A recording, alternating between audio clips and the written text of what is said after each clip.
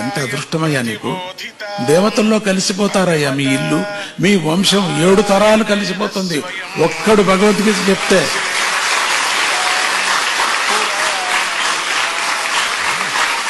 ఒక ఇంట్లో ఒక పిల్ల గాని ఒక పెద్ద గాని ఒక భగవద్గీత నేర్చుకున్నారంటే 7 తరాలు వైకుంఠానికి వెళ్ళిపోతారయ్యా. అట్లా ఉందే దీని ఫలితము. అంత ఈజీ ఈ పుస్తకంలో ఉండేటువంటిది. ఈ భగవద్గీతకు ఉండే మహిమ అపారమయ్యా. నేను చెప్పలేనయ్యా దీని సంగతి. ఇప్పటికైనా తెలుసుకో, విను, కష్టపడి నువ్వు కూడా చదువు, రీడింగ్ లిస్ట్ లో చేరుకో. తప్పో రైటో చదువు, వస్తుందయ్యా. పరమాత్ముడు చెప్పిన వాక్యమయ్యా. మనుషులు చెప్పింటే రాదు, పరమాత్ముడే చెప్పింది కాబట్టి వచ్చేస్తుంది.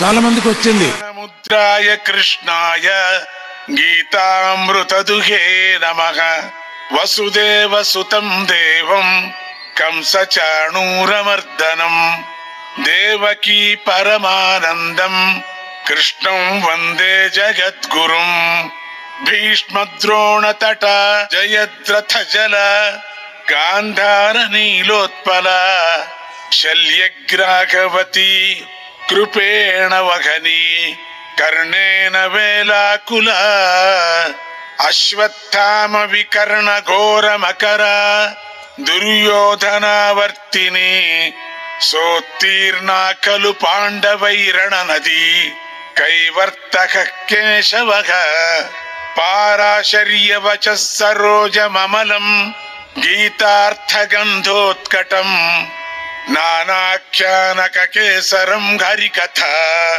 సంబోధన బోధితం లోకే సజ్జన షట్పదైరహరహ పేపీయమానం ముదా భూయాద్ భారత పంకజం కలిమల ప్రధ్వంసిన శ్రేయసే.